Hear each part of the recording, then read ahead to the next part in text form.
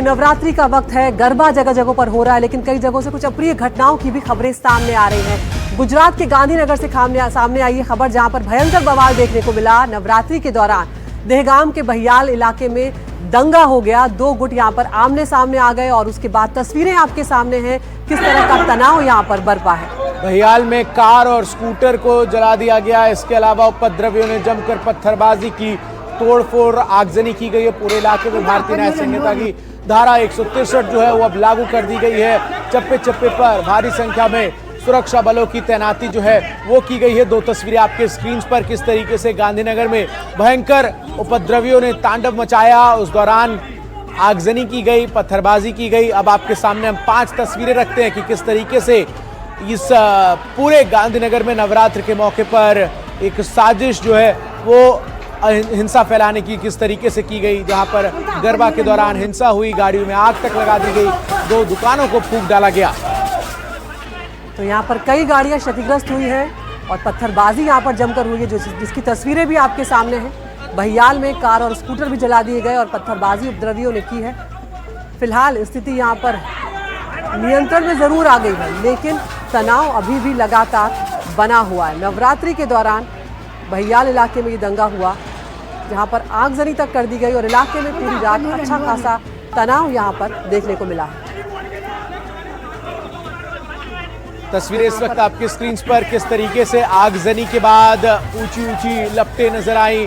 तुरंत वहां पर तमाम जो टीम्स हैं वो पहुंची, स्थिति को काबू में पाने की कोशिश की गई। देवांग आचार्य हमारे सहयोगी गांधीनगर से सीधा इस वक्त हमारे साथ जुड़ रहे। देवांग, इस वक्त ग्राउंड जीरो पर क्या कुछ हालात हैं? कल रात में जो कुछ हुआ उसके बाद से किस तरीके से सुरक्षा व्यवस्था वहां नजर आ रही है? जी बिल्कुल, बता दें कल रात को तकरीबन 10:30 बजे से ये वारदात शुरू हुई थी। उसमें 2 आमने सामने जो हिंदू धर्म में एक पोस्ट के चलते ही ये जो है पूरा बवाल खड़ा हुआ था। उससे जो है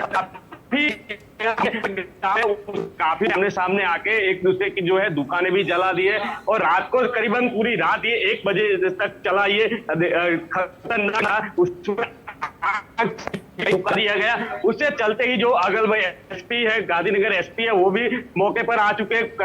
काफी पुलिस का दल है वहां यह तैनात कर दी गया। हाल जो बात करें अभी भी फिलहाल जो है जो काफी पुलिस के काफिले हैं वो यहाँ तैनात है, लेकिन लोगों का जो आवागमन में जो चीज वस्तुओं के लिए आवागमन में वो अभी शुरू है। लेकिन जो पूरी जो है पुलिस की निगरानी के अंदर ही ये सब जो है चालू है आवागम। लेकिन जो परिस्थिति और भी गंभीर होगी तो यहाँ कायदा 163 BSNL है उसको लागू भी कर दिया गया है। उसके चलते ही जो यहाँ पूरा जो मामला है अभी परिस्थिति बहुत शांत हुई है और पुलिस के जो है कड़े बंदोबस्त भी यहाँ तैनात कर दिए गए हैं। देवांग, थोड़ी सी तस्वीरें भी हमें दिखाएं, क्योंकि रात को वहां पर आगजनी भी हुई है, पत्थरबाजी भी हुई है। इस वक्त क्या नजारा है वहां पर, दिखाएं हमारे दर्शकों को।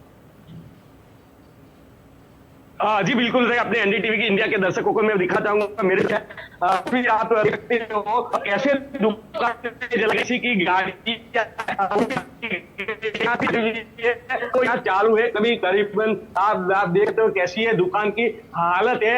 ये जो एक इलेक्ट्रिक स्टोर था उसको जलाया गया था। उसके जस्ट सामने जो बात करें तो पुलिस काफिला है वो भी मौजूद है यहाँ पे, और सामने जो दुकानें हैं वो भी आपको दिख रही है। जो अभी उसमें से धुआं जो है वो निकल रहा है। काफी जो भारी जो नुकसान हुआ है यहाँ लोगों का। और आगे भी अपने देख सकते हैं कि जो पूरा मामला जगह है वो जगह पूरी यहाँ से खाली कर दी गई। इसका कड़ी बंदोबस्त भी है यहाँ पे। और सामने आपको मेरे सामने जस्ट दिख रहा है कि जो धुआं है वो धुआं अभी भी यहाँ से उठ रहा है, क्योंकि आग हालांकि बुझाई गई है लेकिन कहीं ना कहीं अभी भी ये आग बुझी नहीं है, क्योंकि ये देर रात में हुआ ये मामला था। क्योंकि तात्कालिक जो है पुलिस एसपी भी गांधीनगर एसपी भी जो है रवि तेजा वो भी मौजूद है। उच्च अधिकारी जो है वो भी यहाँ रात को आ गए और कहीं ना कहीं जो बात करे तो मामले को शांत किया। लेकिन कहीं ना कहीं जो ये मामला था बहुत ही बिस्तर चुका था। आप देख सकते हो ये तस्वीर में कि पूरी जो दुकान है उसकी हालत कैसी हो चुकी है। सब माल सामान है वो बिखर गया है। कहीं ना कहीं ये मेरे पीछे आपको दूसरी तस्वीरें भी मैं दिखा दूं, जो अभी जी यहाँ है वो धुआं उठ रहा है। यहाँ अभी करीबन रात को 10 घंटे हो गए लेकिन आग जो है वो बुझी नहीं। आग से जो है धुआं अभी भी निकल रहा है। तस्वीर आपको पता चल सकता है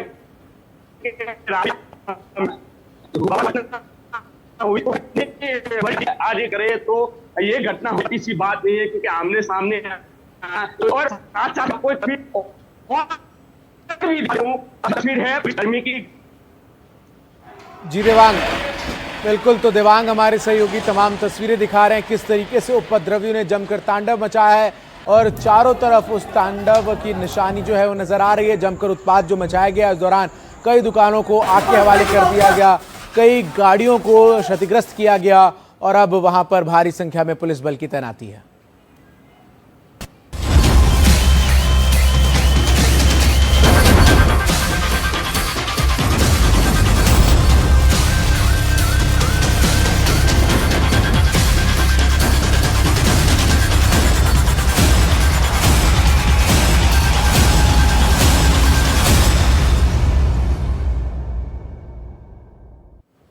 तो बाबा है फरार, तेज है तलाश, क्योंकि दिल्ली में फरार बाबा चितनानंद की तलाश लगातार जारी है।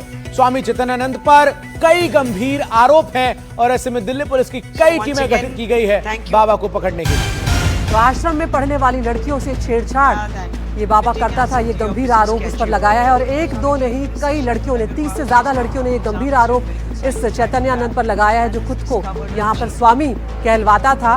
तरह तरह के मैसेजेस जो हैं उसने, अश्लील मैसेजेस लड़कियों को, छात्राओं को भेजे हुए थे, जिसके सबूत भी अब धीरे धीरे सामने आने लगे। तो इसकी करतूतें जो है, जो ये आश्रम में बैठकर कर रहा था संचालक बनकर, तो वो अब दुनिया के सामने आ गई है। लेकिन अब फिलहाल लुकआउट नोटिस भी इसके लिए जारी कर दिया गया, लेकिन अब तक ये पुलिस की गिरफ्त में नहीं आया है। तलाश तेज कर दी गई है, तो कभी भी ये अब पकड़ में आ सकता है, क्योंकि कई टीमें यहाँ पर गठित की गई हैं इस चैतन्यानंद को पकड़ने के लिए और अलग अलग टीमें जो बनाई गई हैं वो अलग अलग जगहों पर छापेमारी कर रही हैं, दबिश दे रही हैं ताकि इसे पकड़ा जा सके। तो इस केस में पुलिस भी एक्शन में है और फरार बाबा की तलाश चल ही रही है।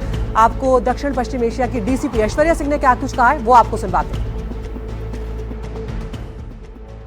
इन्वेस्टिगेशन ऑनगोइंग है और जितने भी अक्यूज्ड हैं या को अक्यूज्ड हैं उनके खिलाफ एज पर लॉ एक्शन लिया जाएगा। मैम, जो गाड़ी वहाँ इंस्टीट्यूट के बेसमेंट से बरामद हुई उसके बारे में क्या जानकारी है और क्या वो सीज कर दी गई है?